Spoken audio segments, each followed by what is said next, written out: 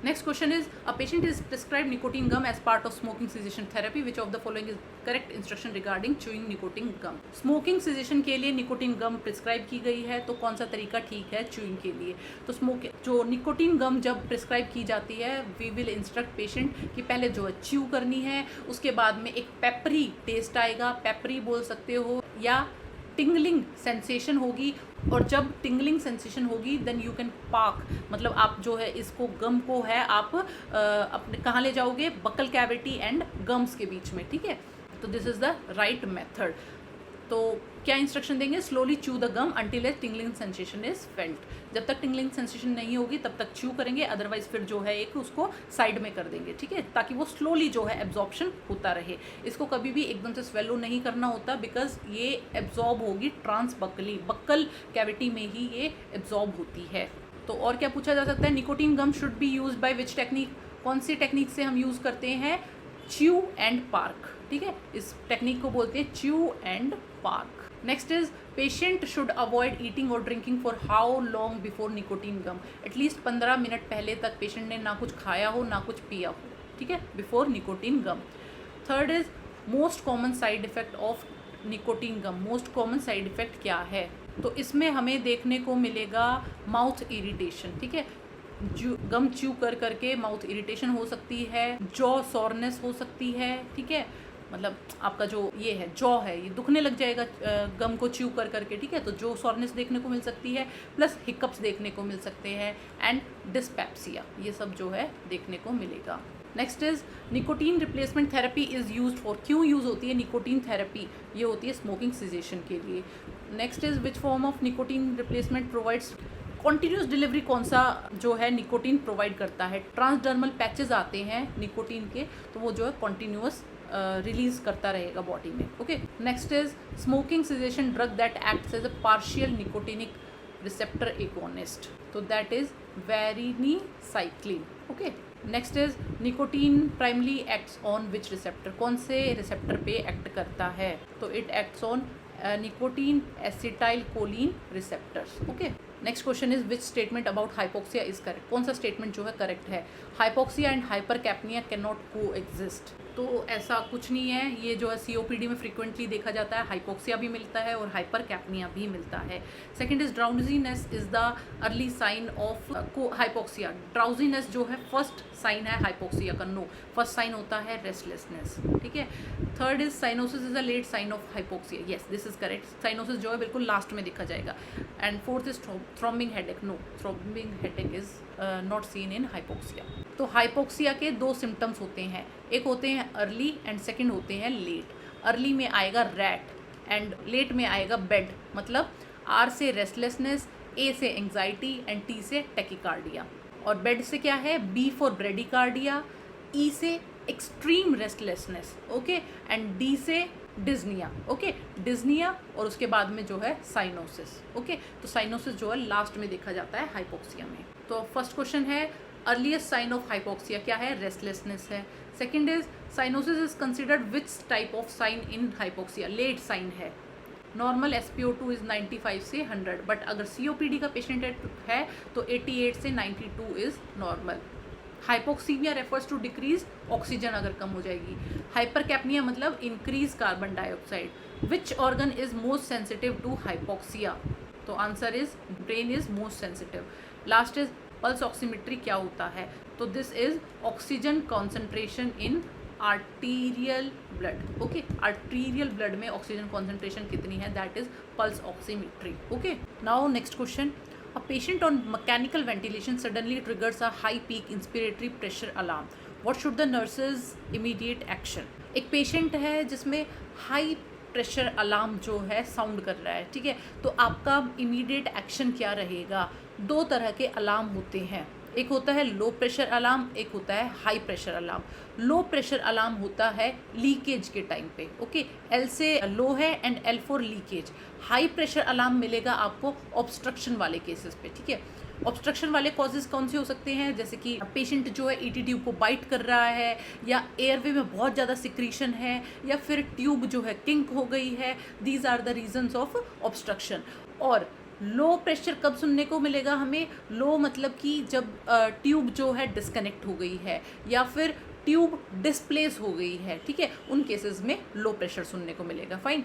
तो अभी अपना प्रेशर जो है हाई प्रेशर है, हाई प्रेशर अलार्म जो है साउंड कर रहा है, तो पक्का कुछ ना कुछ ऑब्स्ट्रक्शन है। Okay, and first option is perform suctioning to clear airway secretion. Yes, airway secretion जो जमा हो गए हैं उसको जो है हमें सक्शन आउट करना पड़ेगा। So option A is right here. Okay, बाकी ऑप्शन बाकी क्वेश्चन क्या दिए गए हैं? High peak inspiratory pressure alarm commonly indicates, क्या इंडिकेट करता है? ऑब्स्ट्रक्शन इंडिकेट करता है। Second is most common cause of sudden high pressure alarm, again I told you obstruction, और ऑब्स्ट्रक्शन में भी airway secretion and ET tube biting, ये दो जो है मेन रीजन रहते हैं, मोस्ट कॉमन रीजन रहते हैं हाई प्रेशर अलार्म के। Third is first nursing action for ventilator alarm, आपका वेंटिलेटर जो है साउंड कर रहा है, लो कर रहा है या हाई कर रहा है, कुछ भी है, आप सबसे पहले क्या करोगे? तो you will first assess the condition of patient और उसका क्या रेस्पिरेटरी स्टेटस है, ठीक है। तो you will always first assess the patient, ठीक है। पहले आपको मशीन की तरफ नहीं भागना है, मशीन को सेट करने के लिए हमेशा पहले पेशेंट को प्रायोरिटी देंगे, पेशेंट को देखेंगे, उसके बाद हम मशीन को सेट करने के लिए जाएंगे। Okay, next is low pressure alarm commonly indicates leakage. Next, ET tube obstruction में प्रेजेंट विद, अगर ईटी ट्यूब में ऑब्स्ट्रक्शन हुआ है तो हाई प्रेशर साउंड सुनाई देगा। Which complication can increase airway resistance, अब अगर एयरवे रेजिस्टेंस बढ़ गया है तो क्या रीज़न हो सकते हैं? इसका रीज़न हो सकता है ब्रोंकोस्पाज्म हो सकता है या सिक्रीशंस हैं बढ़ गए हैं, अगेन वही रीज़न रहेगा, ठीक है। Last is normal peak inspiratory pressure, ये होता है 30 से 35 centimetre H2O। Okay, now next question, a patient with CKD chronic kidney disease है, रेगुलर डायलिसिस होता है, अब सीरम पोटेशियम जो है उसका बढ़ गया 6.2 हो गया है, ECG में टॉल T वेव्स दिख रही हैं, मोस्ट इफेक्टिव वे बताओ to prevent cardiac membrane instability. तो ये एक अच्छा क्वेश्चन है जिसमें बहुत सारे बच्चे गलत करेंगे। अब स्टूडेंट कैसे सोचता है कि सीरम पोटेशियम जो है बढ़ गया है, नॉर्मल, पहली बात तो हमें नॉर्मल सीरम पोटेशियम पता होना चाहिए, नॉर्मल सीरम पोटेशियम होता है 3.5 से 5.5 तक। ओके, अब पोटेशियम आपको पता चला बढ़ा हुआ है, ठीक है, तो आप क्या करेंगे? या तो लगाएंगे सोडियम पॉलीस्टिरीन सल्फोनेट, ये क्या करता है? पोटेशियम को कम कर देता है, या फिर ग्लूकोज इंसुलिन इन्फ्यूजन चला दोगे, ये भी जो है पोटेशियम को कम करता है, ठीक है। आप जो है इनमें से एक टिक कर दोगे। बट क्वेश्चन पढ़ो, क्वेश्चन में बोला क्या गया? इन्होंने नहीं बोला कि हमें एंटीडोट चाहिए पोटेशियम का, इन्होंने नहीं बोला कि हमें पोटेशियम कम करना है, इन्होंने पूछा है कार्डियक मेम्ब्रेन को स्टेबलाइज करना है। कार्डियक मेम्ब्रेन की स्टेबिलिटी के लिए we always administer calcium gluconate, ठीक है। अगर पोटेशियम कम करना है तो we will use option B और ऑप्शन डी, बट हमें जो है कार्डियक मेम्ब्रेन जो है स्टेबलाइज करनी है तो we will always give calcium gluconate, ठीक है। नाउ क्वेश्चन नंबर 1 क्या है इसमें? Tall peak T waves on ECG किस में दिखती हैं? हाइपर में, ठीक है, hyperkalaemia. Now next question is drug use to stabilize cardiac membrane in hyperkalaemia में हम कौन सा ड्रग देंगे कार्डियक मेम्ब्रेन को स्टेबलाइज करने के लिए, ठीक है। तो इधर answer will be 10% calcium gluconate. Fine. Next is antidote like emergency treatment for severe hyperkalemia, अगर सीवियर हाइपरकैलीमिया है और इमरजेंसी ट्रीटमेंट आपको करना है तो आप क्या दोगे? इसके लिए आप क्या करोगे? एंटीडोट भी दोगे, मतलब ग्लूकोज प्लस इंसुलिन भी दोगे ताकि पोटेशियम कम हो जाए, प्लस कार्डियक मेम्ब्रेन को स्टेबल करने के लिए कैल्शियम ग्लूकोनेट भी देंगे, ठीक है। तो इसमें दोनों देना है, कैल्शियम ग्लूकोनेट भी दोगे और इंसुलिन प्लस ग्लूकोज भी दोगे। Next, normal serum potassium level 3.5 से 5.5। Insulin with dextrose is used in hyperkalemia to lower potassium को कम करने के लिए। Next, most common ECG finding in hyperkalemia, क्या फाइंडिंग हमें मिलती है? टॉल टी वेव देखने को मिलेगी। Next is definitive treatment of severe hyperkalemia, definitive treatment क्या है? Finally haemodialysis. Okay, definitive treatment तो यही रहेगा बिकॉज पेशेंट को CKD है, क्रोनिक किडनी डिजीज है, definitive treatment will be haemodialysis. Next question is, a patient is prescribed IV piperacillin, tazobactam and IV gentamicin. Which administration statement is most correct? देखो, piperacillin, tazobactam जो है एक beta lactam antibiotic है, ठीक है, beta lactam antibiotic, और gentamicin जो है अमीनोग्लाइकोसिड है, ठीक है। अब होता क्या है, बीटा लैक्टम और अमीनोग्लाइकोसिड अगर दोनों आपस में कांटेक्ट में आते हैं तो ये इसको इनएक्टिवेट कर देता है, ठीक है। बीटा लैक्टम अमीनोग्लाइकोसिड को डीएक्टिवेट कर देगा, ठीक है। तो इसीलिए ये दोनों ड्रग्स जो हैं कभी भी साथ में नहीं दी जाएंगी, फाइन। और अगर आपके पास सिर्फ एक ही कैनुला है तो आप क्या करेंगे, पहले एक ड्रग देंगे, उसके बाद में अच्छे से फ्लश करेंगे नॉर्मल सेलाइन से, देन जो है आप सेकंड ड्रग देंगे, ठीक है। तो इधर अपना आंसर रहेगा administer via separate IV lines, दोनों जो है सेपरेट आईवी लाइन से दोगे। और if using the same line, अगर सेम ही लाइन यूज़ करनी है तो फ्लश करोगे और डोज को सेपरेट करोगे 1 आवर, दोनों की डोज में जो है 1 आवर का डिफरेंस होना चाहिए, ठीक है। और क्या पूछा जा सकता है, जेंटामाइसिन कौन सी क्लास से बिलोंग करता है, इट बिलोंग्स टू अमीनोग्लाइकोसिड, ठीक है। Next is major adverse effect of gentamicin का मेजर एडवर्स इफेक्ट क्या है, 2 मेजर इफेक्ट होते हैं इसके, ऑटोटॉक्सिक ड्रग है एंड नेफ्रोटॉक्सिक ड्रग है, ठीक है। दिस इज समथिंग जो इतनी बार पूछा जाता है, बार बार मोस्टली जो है हर दूसरे या तीसरे एग्जाम में पूछ ही लिया जाता है कि जेंटामाइसिन का एडवर्स इफेक्ट क्या है, या फिर किसी को जेंटामाइसिन चल रहा था तो उसमें क्या साइड इफेक्ट दिखेगा, ठीक है। या फिर पेशेंट को हियरिंग लॉस दिख रहा है तो आप क्या करोगे, जेंटामाइसिन को स्टॉप कर दोगे, ठीक है। तो ये क्वेश्चन घुमा फिरा के पूछ लेते हैं। Next which antibiotic is associated with nephrotoxicity and ototoxicity, aminoglycosid. Next is therapeutic drug monitoring is commonly required for, कौन सी ड्रग के लिए थेरेपेटिक ड्रग मॉनिटरिंग चाहिए होती है, दैट इज जेंटामाइसिन। इसका जो है पीक लेवल हमें चेक करना होता है और ट्रफ लेवल चेक करना होता है, ठीक है। Next is aminoglycoside are most effective against, किसके अगेंस्ट जो है मोस्ट इफेक्टिव है, तो यहाँ पे आंसर रहेगा ग्राम नेगेटिव बैसिलाई, ठीक है। ग्राम नेगेटिव बैसिलाई के अगेंस्ट ये मोस्ट इफेक्टिव होते हैं, ठीक है। Next is piperacillin belongs to which antibiotic group, piperacillin जो है कौन सी एंटीबायोटिक ग्रुप से बिलोंग करता है, तो it belongs to extended spectrum penicillin, ठीक है। And last question is which laboratory test should be monitored during gentamicin therapy, किसी पेशेंट की जेंटामाइसिन थेरेपी चल रही है तो आप कौन सा टेस्ट करोगे, इसमें आप करोगे सीरम क्रेटिनिन चेक करोगे और ड्रग का जो है ट्रफ लेवल चेक करोगे, प्लस BUN, ठीक है, ब्लड यूरिया नाइट्रोजन, ये सब जो है आप चेक करोगे, fine. Now next question is a patient is administered sublingual NTG nitroglycerin, which of the following adverse effect should the nurse expect, एक पेशेंट को एंटीजी चल रहा है तो कौन सा एडवर्स इफेक्ट इज एक्सपेक्टेड, तो एंटीजी क्या है, वेजोडाइलेटर है, ये क्या करता है, स्मूथ मसल्स को जो है डायलेट कर देगा, बॉडी की स्मूथ मसल्स को डायलेट कर देगा और उनमें से भी वेन्स पे जो है ये ज़्यादा एक्ट करता है, ठीक है। अब क्या करेगा, इसने जैसे ही वेन्स डायलेट करी, हेड में मतलब ब्रेन में क्या दिखेगा, थ्रोम्बिक हेडेक दिखाई देता है, क्योंकि ब्रेन की वेसल्स जो है डायलेट हो गई है। और पूरी बॉडी पे क्या असर दिखता है इसका, हाइपोटेंशन, बहुत ज़्यादा हाइपोटेंशन कर देता है, ठीक है। तो ऑलवेज जब भी ये ड्रग हम देंगे, हमेशा बिफोर एंड आफ्टर जो है ब्लड प्रेशर मॉनिटर करते रहेंगे, ठीक है। सेकंड इज जब भी किसी को एंटीजी देते हैं, वी विल ऑलवेज एडवाइस कि वो पेशेंट जो है बैठ जाए, because it cause orthostatic hypotension, fine. तो इधर अपना आंसर होगा डिजीनेस एंड हेडेक, ठीक है। डिजीनेस एंड हेडेक जो है इसका एडवर्स इफेक्ट है। अभी इधर से क्या क्वेश्चन बन सकता है, most common side effect of NTG, most common side effect क्या है, हेडेक, ठीक है। Next is nitroglycerin primary causes, क्या करता है नाइट्रोग्लिसरीन, ये करता है वीनोडाइलेशन, ओके।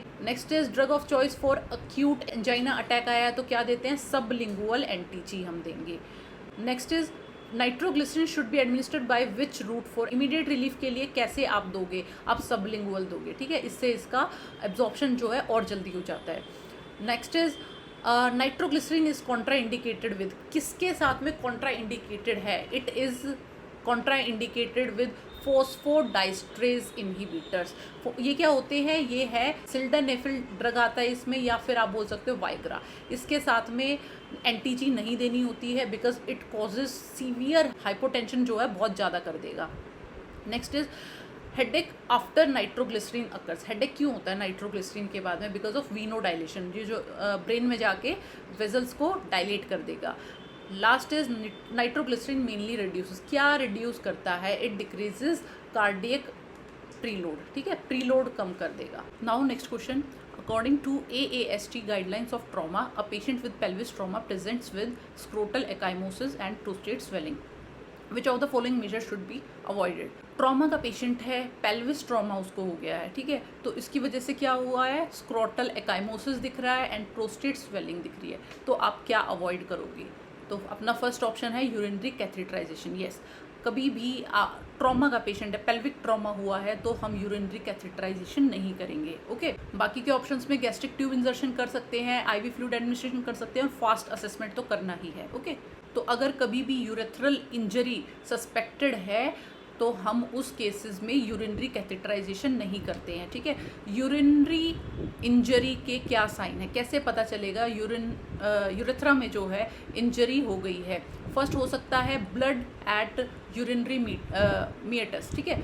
यूरिनरी मीएटस पे अगर आपको ब्लड दिख रहा है, इट मीन्स यूरेथ्रल इंजरी हुई है। Okay, second is non palpable prostate on rectal examination पे अगर प्रोस्टेट हम पाल्पेट नहीं कर पा रहे हैं, इट मीन्स यूरिनरी इंजरी हुई है। Okay, and third is scrotal और पेरिनियल हेमाटोमा। अगर हेमाटोमा प्रेजेंट है तो भी हम यूरेथ्रल इंजरी कंसिडर करेंगे, ठीक है। तो ये तीन जो है ट्राइड होते हैं, अगर आपको ब्लड मिले यूरिनरी मीएटस पे, या फिर प्रोस्टेट जो है नॉन पाल्पेबल है, ठीक है, एंड थर्ड इज स्क्रोटल या पेरिनियल हेमाटोमा है, इन केसेस में हम यूरिनरी कैथेटराइजेशन नहीं करते हैं।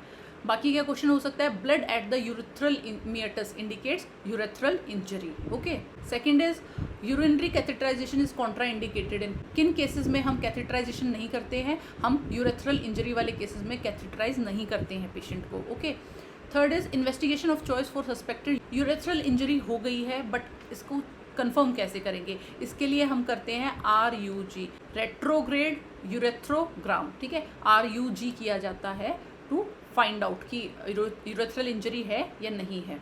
Next is pelvic fracture is commonly associated with, अगर पेशेंट में पेल्विक फ्रैक्चर है तो देयर आर हाई चांसेस एक आपको यूरेथ्रल इंजरी मिलेगी प्लस रेट्रोपेरी ब्लीड मिल सकता है, ठीक है। दो चीज़ें मिलेंगी, एक तो यूरेथ्रल इंजरी हो सकती है and second is retroperitoneal bleed. Fine, next is high riding prostate is a sign of, high riding prostate होता है मतलब नॉन पाल्पेबल प्रोस्टेट।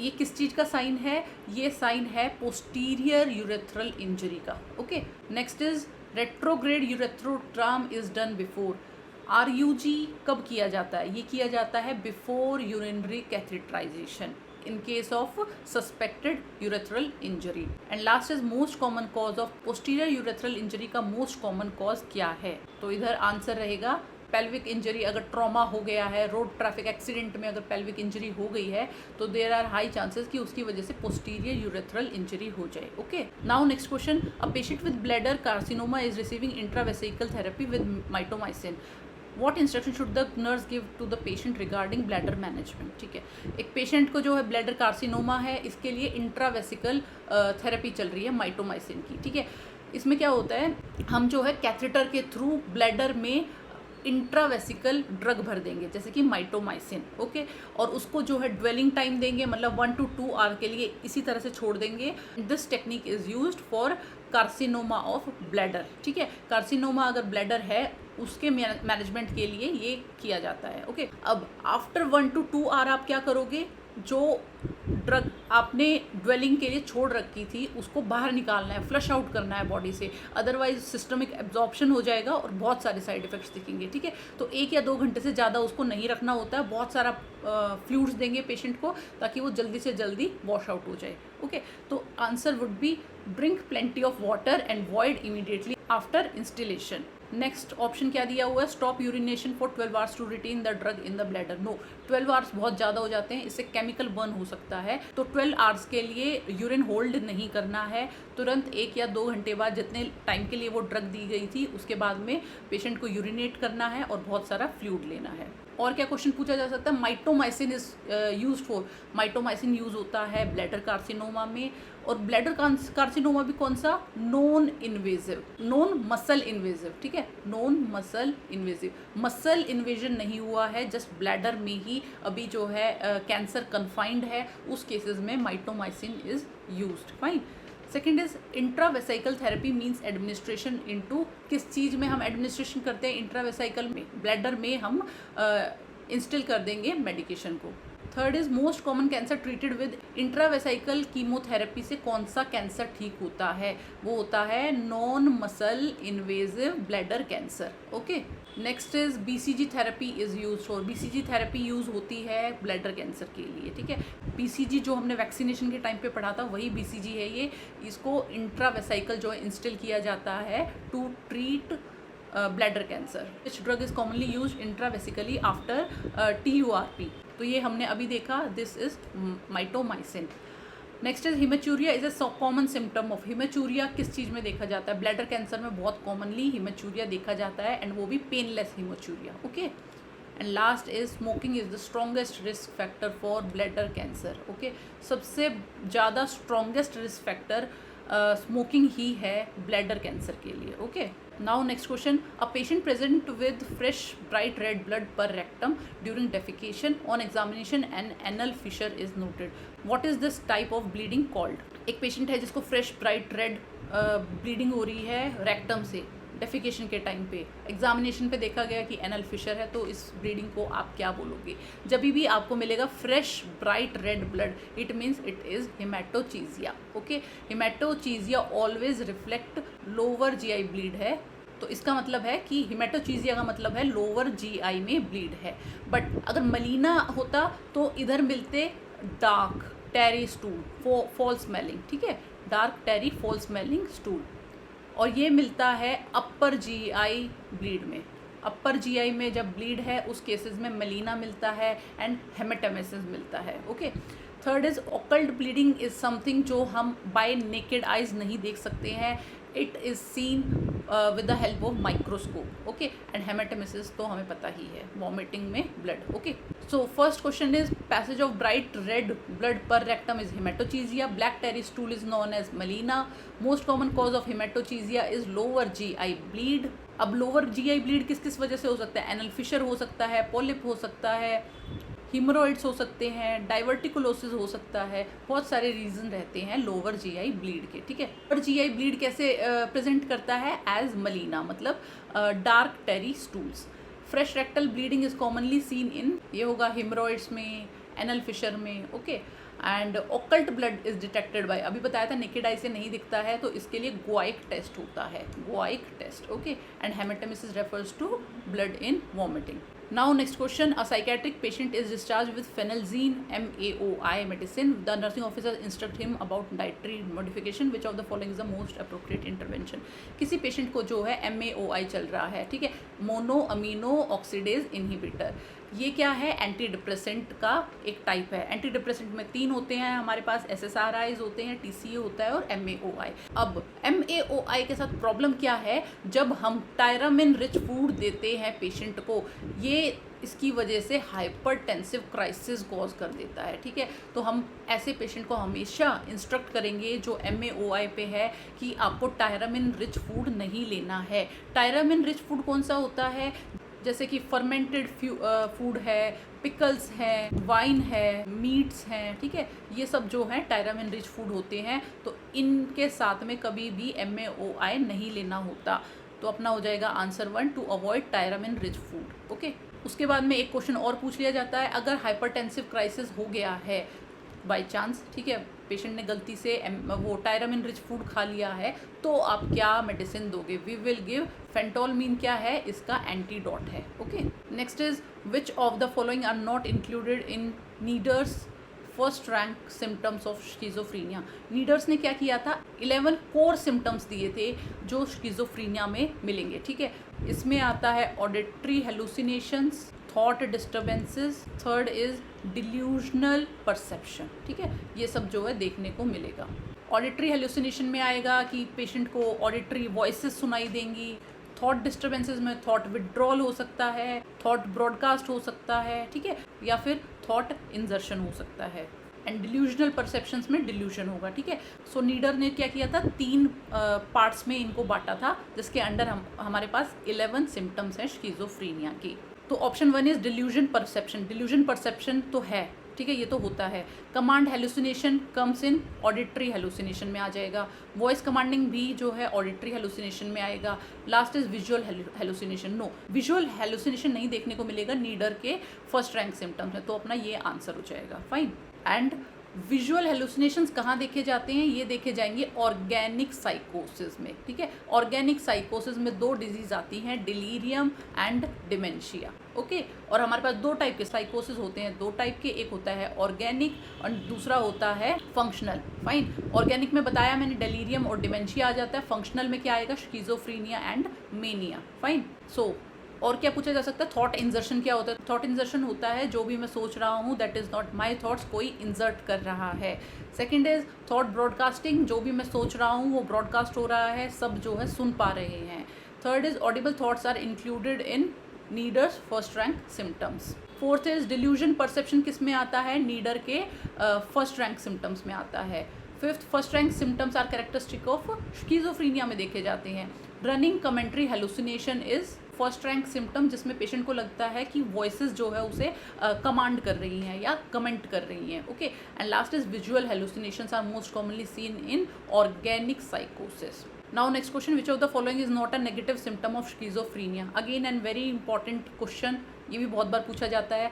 स्किज़ोफ्रेनिया के पॉजिटिव सिम्टम्स होते हैं, नेगेटिव सिम्टम्स होते हैं। ठीक है, तो इनमें से कौन सा जो है नेगेटिव नहीं है? नेगेटिव में 4 सिम्टम्स आपको देखने को मिलते हैं। पहला avolition, second alogia, third is anhedonia and fourth is affect flattening. ठीक है, ये सब जो है देखने को मिलता है। अब बच गया अपना एम्बिवेलेंस, ये जो है पॉजिटिव सिम्टम है, ये नेगेटिव सिम्टम नहीं है, तो अपना ये आंसर हो जाएगा। Avolition is classified as, avolition क्या होता है? Lack of motivation. ठीक है, कोई मोटिवेशन नहीं होगी, कोई गोल नहीं होगा, that is known as evolution and it comes under negative symptom. Okay, alogia क्या होता है? Absent of speech, absence of speech is known as alogia. Anhedonia, unable to feel, pleasure नहीं आएगा किसी भी चीज़ में। पॉजिटिव सिम्टम्स, अभी हमने नेगेटिव सिम्टम्स देखे, पॉजिटिव सिम्टम में क्या होता है? डिल्यूजन्स या फिर hallucinations. Next is negative symptoms are classified with dysfunction of, किस चीज़ के डिसफंक्शन से जो है नेगेटिव सिम्टम्स देखे जाते हैं? इट इज़ मीजोकॉर्टिकल पाथवे का डिसफंक्शन की वजह से नेगेटिव सिम्टम्स देखने को मिलते हैं। फ्लैट अफेक्ट मतलब पेशेंट का मूड जो है बिल्कुल फ्लैट रहेगा, ना खुश होगा ना दुखी होगा किसी भी बात पे, जो बिहेवियर है टोटली फ्लैट रहेगा and it is negative symptom. And last is hallucination में क्या है? Hallucination is a positive symptom. Next is what does describes conduct disorder in children and adolescents. Conduct disorder जो है बच्चों में देखा जाता है और अडोलेसेंट में देखा जाता है and it is a repetitive and persistent pattern of violating rules, norms and rights of other. जो बच्चा होता है वो रूल्स फॉलो नहीं करेगा, नॉर्म्स को नहीं मानेगा एंड दूसरों को जो है हार्म करेगा। ठीक है, this is conduct disorder. But अगर ये डिसऑर्डर आफ्टर 18 ईयर्स मिलेगा तो this is known as antisocial personality. Okay, अब यहाँ से क्या क्वेश्चन पूछा जा सकता है? Conduct disorder is characterized by, क्या कैरेक्टरिस्टिक्स होती हैं कंडक्ट डिसऑर्डर की? तो इसमें हमें क्या देखने को मिलता है? एग्रेशन जो है बहुत ज़्यादा होगा। Second, destruction of property. Okay, किसी और का सामान तोड़ना या किसी और की प्रॉपर्टी को नुकसान पहुंचाना जो है कंडक्ट डिसऑर्डर में आएगा। उसके बाद में है थेफ्ट, चोरी करना and last is violation of rules, ना मानना। ये सब जो है कंडक्ट डिसऑर्डर में आता है। ठीक है, next is conduct disorder commonly begins before the age of, कितनी एज से पहले जो है कंडक्ट डिसऑर्डर दिख जाते हैं? तो दैट इज 16 ईयर्स। ठीक है, 16 ईयर्स मतलब late childhood and early adolescence, इस एज में जो है कंडक्ट डिसऑर्डर दिखाई देगा। ठीक है, या स्टार्ट हो जाएगा। Next is repeated violation of others right is seen in conduct disorder. Which disorder is commonly associated with, conduct disorder के साथ में कौन सा डिसऑर्डर कॉमनली एसोसिएटेड होता है? ADHD। Next is truancy and vandalism are features of, किस में दिखता है? ट्रुएंसी मतलब स्कूल स्किप करना। ठीक है, वेंडलिज्म होता है दूसरी की प्रॉपर्टी को नुकसान पहुंचाना, ये हमें दिखता है कंडक्ट डिसऑर्डर में। Okay, next is oppositional defiant disorder differs from conduct disorder because एक होता है ODD मतलब अपोजिशनल डिफाइंड डिसऑर्डर, और एक होता है कंडक्ट डिसऑर्डर। इन दोनों में डिफरेंस क्या है? दोनों बिल्कुल सेम से दिखते हैं, बट डिफरेंस ये है ODD जो है एक लाइटर फॉर्म है कंडक्ट डिसऑर्डर की, ठीक है। ODD में क्या है, बच्चा जो है रूल्स को नहीं मानेगा, रूल्स वायलेट करेगा, बट कंडक्ट डिसऑर्डर में जो है ज़्यादा एग्रेशन दिखेगा, डिस्ट्रक्शन ऑफ प्रॉपर्टी दिखेगा, थेफ्ट दिखेगा, ठीक है। ये सब जो है कंडक्ट में दिखेगा। ओके, दोबारा बता रही हूँ, ODD जो है एक लाइटर फॉर्म है या अर्लियर फॉर्म है कंडक्ट डिसऑर्डर की, ठीक है। जब बच्चे में ज़्यादा एग्रेशन दिखाई दे या फिर डिस्ट्रक्शंस दिखाई दे या फिर थेफ्ट दिखाई दे, तो हम इसको कंडक्ट डिसऑर्डर बोलेंगे। Fine. Last is anti social personality disorder में डेवलप फ्रॉम, तो दिस इज कंडक्ट डिसऑर्डर, ठीक है। अगर कंडक्ट डिसऑर्डर 18 ईयर्स के बाद भी एग्जिस्ट करता है तो हम उसको एंटी सोशल पर्सनैलिटी डिसऑर्डर बोलेंगे। Fine. Next is which cultural problem in India most significantly hinders achieving mental health goals. कौन से कल्चरल प्रॉब्लम की वजह से जो है mental health goals India achieve नहीं कर पा रहा है? ओके, तो here first option is mental illness is a sign of personal weakness. No. Second is limited availability of mental health professionals. Third is widespread belief in the population that mental illness is not treatable. Yes. भी problem क्या है, India में ज़्यादातर लोगों को, mostly लोगों को क्या बिलीव है कि mental illness is not treatable, इसीलिए जो है पेशेंट डॉक्टर के पास जाएगा ही नहीं, और इसकी वजह से मेंटल हेल्थ गोल जो है अचीव नहीं हो पाते। फाइन, तो ऑप्शन सी रहेगा यहाँ पे। तो इधर और क्या पूछा जा सकता है, बिगेस्ट बैरियर क्या है मेंटल हेल्थ केयर का सीकिंग इन इंडिया, मतलब लोग जो है डॉक्टर के पास क्यों नहीं जाते हैं? First is stigma. लोगों को लगता है कि साइकेट्रिस्ट के पास वही लोग जाते हैं जिनको साइकोटिक डिसऑर्डर्स हैं, ठीक है। तो ये एक लैक ऑफ अवेयरनेस वाली प्रॉब्लम है, प्लस सेकंड इज स्टिग्मा, ठीक है। अगर किसी को पता चल गया कि मेरा साइकेट्रिस्ट से इलाज चल रहा है तो लोग क्या बोलेंगे, ठीक है। तो ये दो प्रॉब्लम इंडिया में देखी जाती हैं। उसके बाद में है mental health stigma leads to, अगर मेंटल हेल्थ स्टिग्मा है तो उससे क्या असर पड़ता है, जो पेशेंट है वो लोनलीनेस फील करेगा, उससे कोई बात नहीं करेगा, डिस्क्रिमिनेशन देखने को मिलेगा। Fine. Next is national mental health programme was launched in, कब लॉन्च हुआ था? 1982 में। Okay, next is tele MANAS helpline number. Helpline तो आपके लिए इतना इंपॉर्टेंट नहीं है, बट टेली मानस जो है एक 24/7 कस्टमर सर्विस है, जिससे जो है पेशेंट काउंसलिंग सीख कर सकता है अगर उसे कुछ प्रॉब्लम है मेंटली, ठीक है। प्लस इसका जो है एक नोडल ऑफिस है जिसको हम सेंटर बोल सकते हैं, एंड दैट इज निम्हांस, ठीक है। Next is mental health care act was enacted in, mental health care act कब इनेक्ट हुआ था? तो that is 2017। Next is which of the following statements complies with mental health ethical principles. Mental health ethical principle से कौन सी statement जो है comply करती है? First is confidentiality is necessary for every patient. Yes, confidentiality जो है हर एक पेशेंट के लिए नेसेसरी है। सो दिस इज समथिंग जो हमारे एथिक्स में है कि हमें पेशेंट की जो है कॉन्फिडेंशियलिटी मेंटेन करनी है, वेरासिटी होनी चाहिए, ठीक है, नॉन मेलिफिसेंस होना चाहिए, बेनिफिसेंस होना चाहिए, ये सब जो है एथिक्स में आता है। Fine. So confidentiality is a principle of ethical principle है कि हमें पेशेंट की प्राइवेसी मेंटेन करनी है। Next is informed consent is based on, informed consent क्या है? This is based on autonomy, कि पेशेंट को पूरा राइट है अपना डिसीजन लेने के लिए। नेक्स्ट इज ऑटोनॉमी क्या है? पेशेंट को राइट है अपना डिसीजन लेने के लिए। Next is beneficence is doing good for the patient. Next non maleficence होता है डू नॉट हार्म, पेशेंट को हार्म नहीं करना। नेक्स्ट है which ethical principle supports patient confidentiality, so this is autonomy and fidelity. Okay, and last is a competent psychiatric patient has the right to refuse treatment. अगर कोई psychiatric patient है और वो danger pose नहीं कर रहा है किसी के लिए, खुद के लिए कोई सुसाइडल थॉट्स नहीं है, या वो दूसरे को डेंजर नहीं पहुंचाना चाहता, तो ही हैज़ कंप्लीट राइट कि वो ट्रीटमेंट के लिए रिफ्यूज कर सकता है। Fine. Next is a patient is prescribed disulfiram for alcohol dependence, which of the following instructions should the nurse provide? ठीक है, अल्कोहल डिपेंडेंस के लिए पेशेंट को डाइसल्फिराम दिया गया है। विच ऑफ द फॉलोइंग इंस्ट्रक्शन, क्या इंस्ट्रक्शंस देंगे हम पेशेंट को? तो हम इंस्ट्रक्शन देंगे avoid alcohol and alcohol containing products.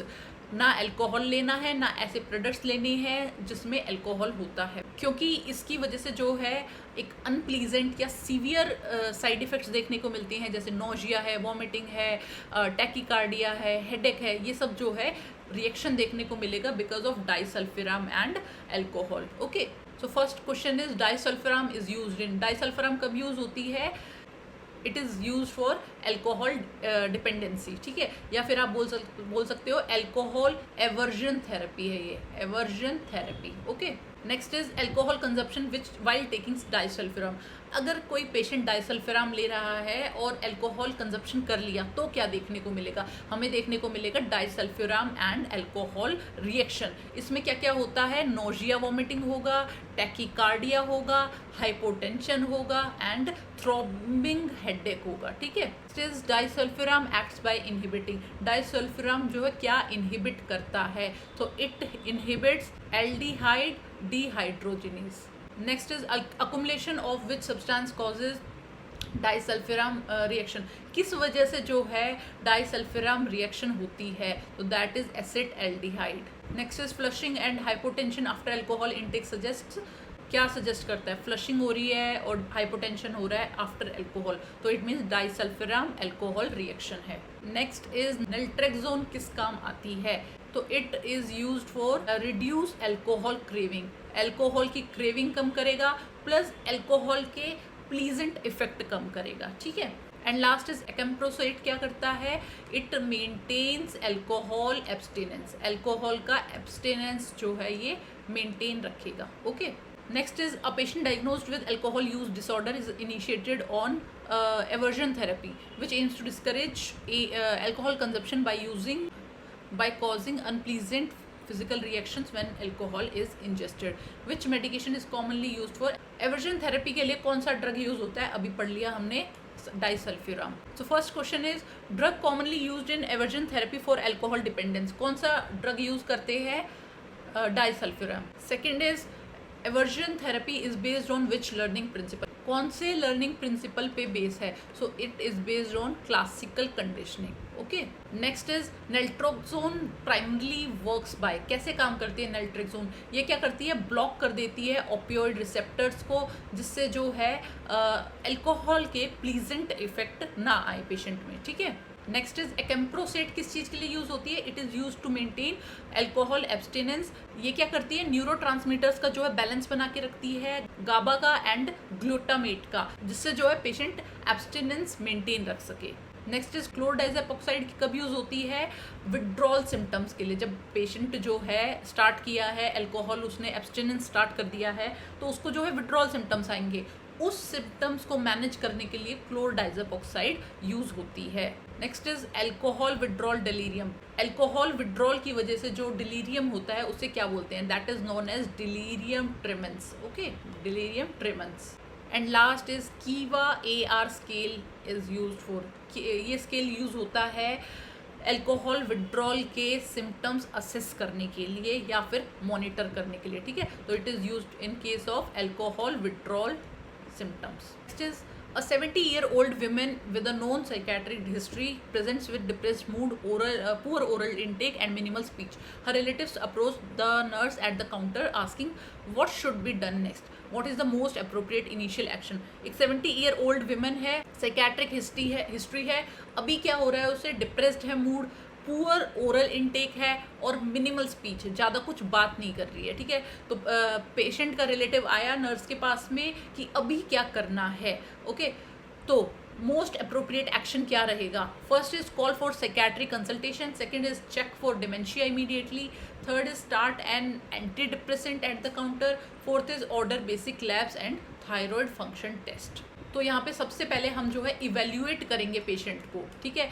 Direct जो है एंटी डिप्रेसेंट नहीं देना है, ठीक है। डिमेंशिया के लिए तो बाद में जाएंगे, पहले हम इलेक्ट्रोलाइट बैलेंस चेक करते हैं, इम्बैलेंस चेक करते हैं, बिकॉज जो ओल्ड पेशेंट होते हैं देयर आर हाई चांसेस उनमें इलेक्ट्रोलाइट इम्बैलेंस हो या थायराइड फंक्शन जो है इम्बैलेंस हो, ठीक है। तो पहले जो है हम बेसिक इवेल्युएशन करेंगे।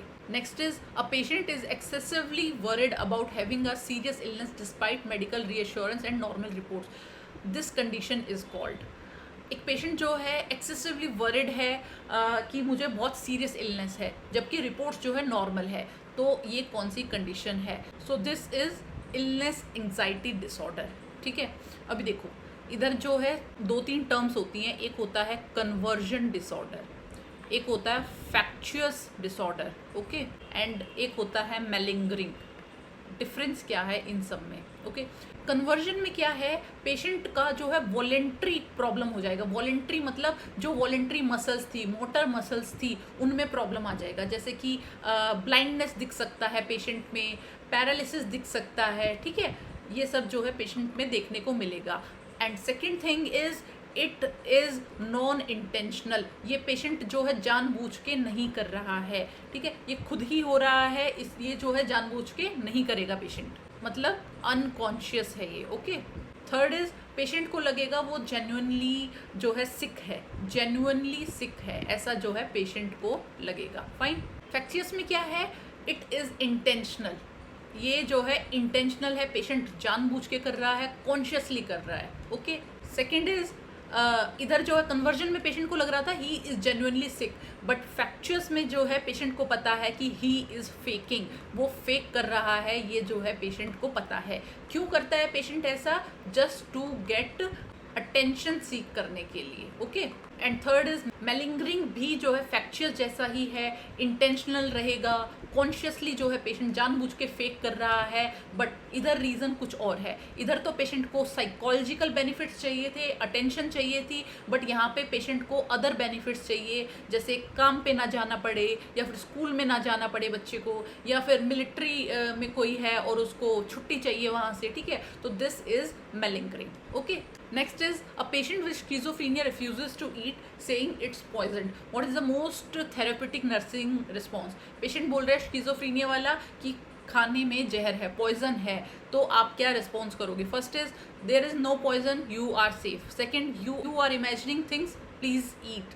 Third, I understand you are worried, let's find something you feel safe eating. Fourth is if you don't eat we will have to inform the doctor. देखो फोर्थ ऑप्शन जो है, अगर तुम नहीं खाओगे हम डॉक्टर को इन्फॉर्म कर देंगे, ये काइंड ऑफ थ्रेटन है, ठीक है, थ्रेटन तो हम नहीं करेंगे पेशेंट को।